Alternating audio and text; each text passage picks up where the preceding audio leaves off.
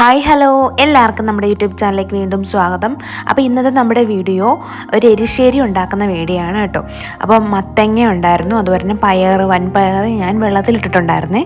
അപ്പോൾ അത് വെച്ച് നമുക്കൊരു എരിശ്ശേരി ഉണ്ടാക്കിയെടുത്താലോ. അപ്പം മത്തങ്ങയെല്ലാം നമുക്ക് തൊലിയൊക്കെ ഒന്ന് ചെത്തിയെടുക്കാം കേട്ടോ. അപ്പം മത്തങ്ങയുടെ കാര്യം പറയുമ്പോഴത്തേക്കും ഞാൻ ഷോർട്സിലിട്ടിട്ടുണ്ടായിരുന്നു നമ്മുടെ ഒരു മത്തങ്ങയുടെ കഥ. പണ്ട് മത്തങ്ങ മേടിച്ചൊരു കഥയാണ് കേട്ടോ. ഈ മത്തങ്ങയൊന്നും അധികം കഴിക്കാത്ത ഞാനായിരുന്നു. ഒരു വനിതയ്ക്കകത്ത് നമ്മൾ മത്തങ്ങയുടെ ഒരു ഒരു ഒരു കുറച്ചൊരു ചെറിയൊരു പാരഗ്രാഫ് കണ്ടു. മത്തങ്ങ കഴിച്ചു കഴിഞ്ഞാൽ മുടി കിളിക്കും എന്നുള്ള, മുടിക്ക് നല്ലതാണ് മത്തങ്ങ എന്നുള്ളൊരു സംഭവം കണ്ടപ്പോൾ ഞാൻ പോയി മത്തങ്ങ അമ്മയെ കൊണ്ട് മേടിപ്പിച്ച് മത്തങ്ങ കഴിച്ച ഒരു അനുഭവമായിരുന്നു കേട്ടോ. അപ്പം ആ ഒരു അനുഭവത്തിൻ്റെ കഥ ഞാൻ ഷോർട്സിൽ പറഞ്ഞിട്ടുണ്ട് കേട്ടോ. എനിക്ക് ഈ സാമ്പാറിനകത്തൊക്കെ മത്തങ്ങ കിടക്കുന്നത് ഭയങ്കര ഇഷ്ടമാണ്.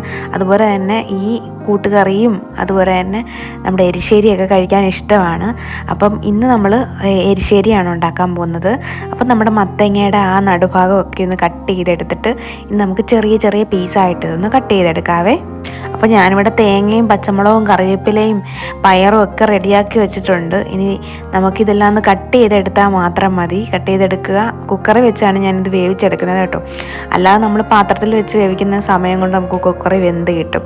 അതുകൊണ്ട് കുക്കറിൽ വെച്ചാണ് നമ്മളിന്ന് വേവിച്ചെടുക്കുന്നത്. ഈ മത്തങ്ങ, പിന്നെ തടിയങ്ക, പിന്നെ കുമ്പളങ്ങ, ഇങ്ങനെയുള്ള സാധനങ്ങൾക്കൊന്നും നമ്മുടെ വീട്ടിൽ കിളിപ്പിക്കാൻ വേണ്ടിയിട്ട് വലിയ വളമൊന്നും വേണ്ട കേട്ടോ. അതൊക്കെ നല്ല വലുതായിട്ട് തന്നെ കിളിച്ച് വരും കേട്ടോ.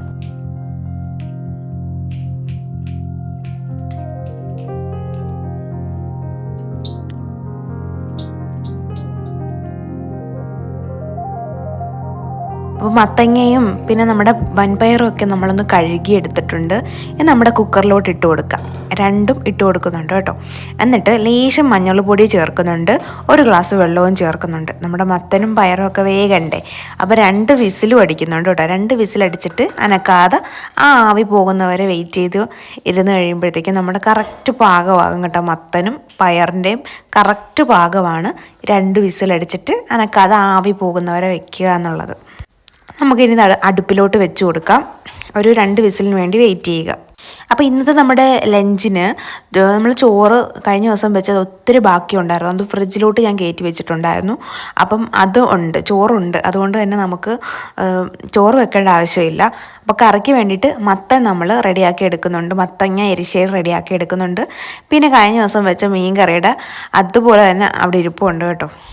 അപ്പം മത്തങ്ങ എരിശ്ശേരി ഉണ്ടാക്കണമെങ്കിൽ നമുക്ക് തേങ്ങ ചിരകി എടുക്കണം അല്ലേ. അപ്പോൾ ഞാൻ തേങ്ങ ചിരകി എടുക്കാൻ പോവുകയാണേ. ഞാൻ ഈ ചിരവ നമ്മുടെ ഈ കബോർഡിനകത്താണ് വെക്കുന്നത് കേട്ടോ. കാരണം വെളിയിലൊക്കെ വെച്ച് കഴിഞ്ഞാൽ എന്തെങ്കിലും നക്കും എടുക്കുകയൊക്കെ ചെയ്യും. കബോർഡിനകത്താകുമ്പോഴത്തേക്കും അതിനകത്തൊന്നുമില്ല. അപ്പം ഞാൻ അതിനകത്ത് തന്നെ അങ്ങ് എടുത്ത് വെച്ചേക്കും കേട്ടോ. ഇനി നമുക്ക് തേങ്ങയൊക്കെ ഒന്ന് ചിരകി എടുത്തിട്ട് വരാം. തേങ്ങ 1.5 മുറി എടുക്കുന്നുണ്ട്. കാരണം ഒരു മുറി തേങ്ങ ചെറിയ തേങ്ങയാണ്. ഒരു മുറി തേങ്ങ നമുക്ക് നമ്മുടെ അരപ്പ് റെഡിയാക്കാനും വേണം. പിന്നെ കുറച്ച് തേങ്ങ നമുക്ക് ബാലൻസ് വേണം. കാരണം ഈ എണ്ണയ്ക്കകത്ത് വറുത്തിടാൻ വേണ്ടിയിട്ടാണ്. എരിശ്ശേരിയുടെ എണ്ണയ്ക്കകത്തിട്ട് എരിശ്ശേരി ഉണ്ടാക്കാൻ വേണ്ടിയിട്ട് എണ്ണയിൽ മൂപ്പിച്ചിടണം. അപ്പോൾ അതിന് വേണ്ടിയിട്ടാണ് കുറച്ച് നമ്മൾ മാറ്റി വെക്കുന്നത്. അപ്പോൾ ഒരു മുളകും പച്ചമുളകും ജീരകവും പിന്നെ നമ്മുടെ വെളുത്തുള്ളി, ഒരു അല്ലി വെളുത്തുള്ളിയും കൂടെ ചേർത്ത് നമുക്കിതൊന്ന് അടിച്ചെടുക്കാം കേട്ടോ. ഒന്നോ രണ്ടടി പെട്ടെന്ന് അടിച്ച് മാറ്റി വെക്കുക. കാരണം ഒത്തിരി ഒന്നും അരയേണ്ട ആവശ്യമില്ല. അത് കഴിയുമ്പോഴത്തേക്കും നമുക്ക് ബാക്കി കുറച്ച് തേങ്ങയുടെയും കൂടെ ആവശ്യമുള്ളത് കൊണ്ട് ആ കുറച്ച് തേങ്ങയും കൂടെ ഞാൻ ചിരകിയെടുക്കുവാണ്. ഈ എരിശ്ശേരിയുടെ ഏറ്റവും വലിയ ടേസ്റ്റ് എന്ന് പറയുന്നത് ഇപ്പം ഈ ചിരകുന്ന തേങ്ങയുടെ രുചിയാണ് കേട്ടോ. കാരണം അത് വറുത്താണ് നമ്മൾ ചേർക്കുന്നത്. എണ്ണയിലിട്ട് ആ കടുകും ആ വറ്റൽമുളകും ഒക്കെ വറുക്കുന്നതിൻ്റെ കൂട്ടത്തിൽ തന്നെ ഇട്ട് വറുക്കുന്നത് കൊണ്ട് തന്നെ നല്ല ടേസ്റ്റാണ്. ആ ഒരു ടേസ്റ്റാണ് എരിശ്ശേരിയുടെ ഏറ്റവും വലിയ ടേസ്റ്റ് കേട്ടോ. അപ്പോൾ നമ്മൾ അതെല്ലാം ഒന്ന് റെഡിയാക്കി എടുത്ത് വെച്ചിട്ടുണ്ട്. തേങ്ങ ചിരണ്ടി കഴിഞ്ഞ് ഞാൻ അവിടെ എല്ലാം ഒന്ന് വൃത്തിയാക്കി ഇട്ടു കേട്ടോ. ഇനി എല്ലാം കൂടെ ഒന്ന് തൂത്തു വാരണം. അപ്പോൾ അതെല്ലാം കൂടെ താഴോട്ട് തന്നെ അങ്ങ് ഇട്ടു. ഇനി കുക്കർ തുറക്കാം. കാരണം കുക്കറിനകത്ത് പയറും മത്തനും ഒക്കെ വെന്തിരിപ്പുണ്ട്. ഇനി അതിനകത്തോട്ട് നമുക്ക് തേങ്ങ ഇട്ട് കൊടുക്കണമല്ലോ. അപ്പം അതിന് വേണ്ടിയിട്ട് നമുക്ക് കുക്കർ തുറക്കാം കേട്ടോ. ഇനി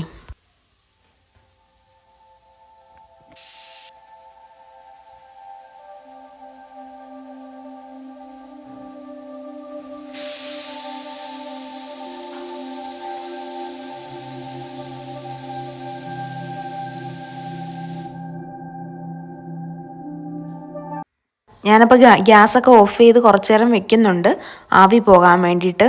ഇനി നമുക്ക് നമ്മുടെ അരപ്പും റെഡി ആയിട്ടിരിപ്പുണ്ട്, മറ്റേ തേങ്ങയും റെഡി ആയിട്ടുണ്ട്, വറുക്കാനുള്ള തേങ്ങയൊക്കെ റെഡി ആയിട്ടിരിപ്പുണ്ട്. ഇനി നമ്മുടെ പണിയെന്ന് പറഞ്ഞാൽ ആ കുക്കറിൽ ഇരിക്കുന്ന സാധനം ഒന്ന് ആവി ഒന്ന് പോകുക എന്നുള്ളത് മാത്രമേ ഉള്ളൂ. അപ്പോൾ ഞാനൊരു ചട്ടിയൊക്കെ നമ്മൾ അടുപ്പിലോട്ട് വെച്ച് കൊടുത്തിട്ട് അതിൽ നമുക്ക് റെഡിയാക്കി എടുക്കാമെന്ന് വിചാരിച്ചു. ആ സമയം കൊണ്ട് നമുക്ക് നമ്മുടെ കുക്കറിൽ ആവി അങ്ങ് പോയി കിട്ടും. അപ്പോൾ അടുപ്പ് കത്തിച്ചിട്ടുണ്ട്. ഇനി നമുക്കൊരു ചട്ടിയൊക്കെ വെച്ച് കൊടുക്കാം. എപ്പോഴും എരിശ്ശേരിയൊക്കെ ഉണ്ടാക്കുമ്പം ചട്ടിയിലൊക്കെ വെക്കുന്നതാണ് ഭംഗി. അപ്പോൾ അതുകൊണ്ട് ഞാൻ ചട്ടി വെച്ച് കൊടുത്തിട്ടുണ്ട്.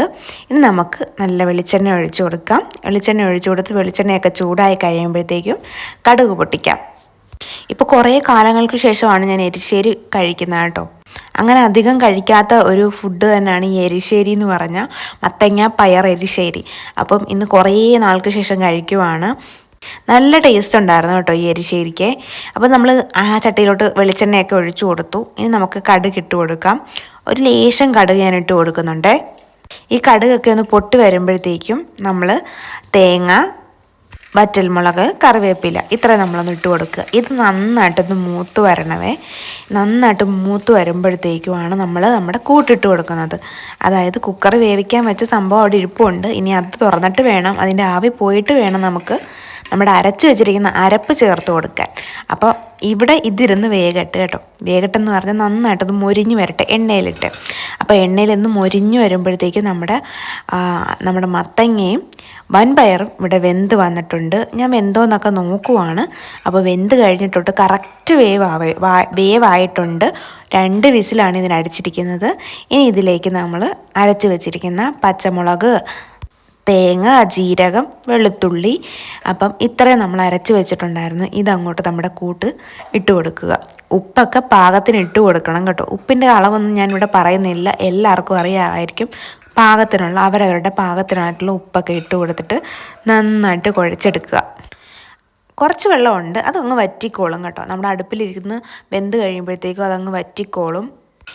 ഇപ്പം ഏകദേശം എല്ലാം റെഡിയായിട്ട് ഇരിപ്പുണ്ട് കേട്ടോ. നേരത്തെ നമ്മൾ മഞ്ഞൾപ്പൊടി ഇട്ടിട്ടുണ്ടായിരുന്നു. അപ്പോൾ ഇതിലേക്ക് നമ്മൾ കുറച്ച് മുളക് പൊടി ചേർത്ത് കൊടുക്കണം. കാരണം എന്ന് വെച്ചാൽ നല്ല ഇച്ചിരി കളർ വേണമല്ലോ, അതിന് വേണ്ടിയിട്ട് ലേശം പിരിയമുളകും കൂടെ ചേർത്ത് കൊടുത്തിട്ട് നന്നായിട്ട് വറുത്ത് മൊരിഞ്ഞ് വന്നിട്ടുണ്ട് കേട്ടോ ഇത്. അപ്പോൾ ഇതിലേക്ക് നമുക്ക് നമ്മുടെ ഈ കൂട്ട് അങ്ങോട്ട് ചേർത്ത് കൊടുക്കാം.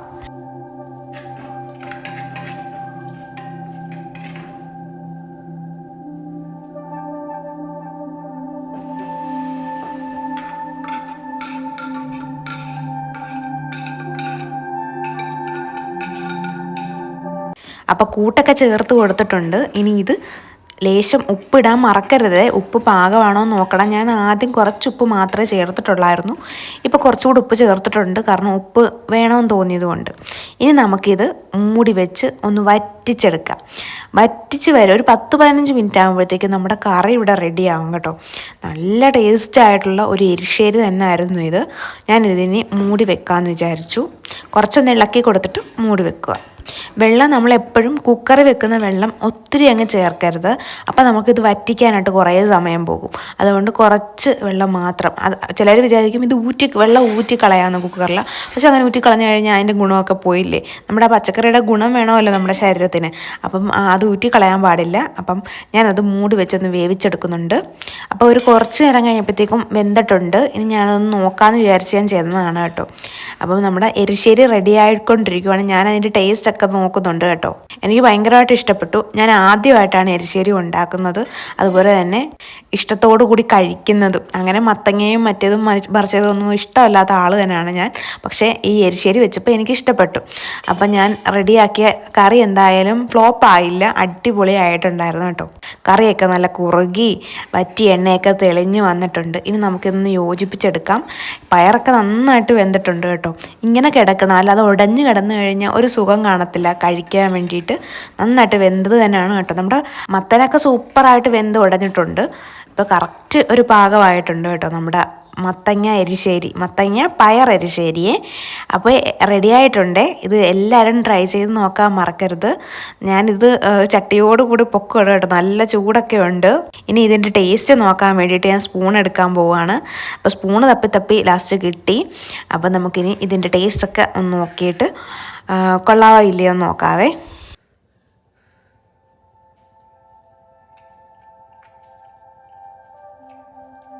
അപ്പോൾ അടിപൊളി ടേസ്റ്റ് ആയിരുന്നു കേട്ടോ. ഇതെല്ലാവരും ട്രൈ ചെയ്ത് നോക്കാൻ മറക്കരുത്. നമ്മുടെ വീഡിയോ ഇഷ്ടപ്പെട്ടെങ്കിൽ ലൈക്ക് ചെയ്യാൻ മറക്കരുത്, സബ്സ്ക്രൈബ് ചെയ്യാൻ മറക്കരുത്. മറ്റൊരു വീഡിയോ ആയിട്ട് വീണ്ടും കാണാം. ബൈ.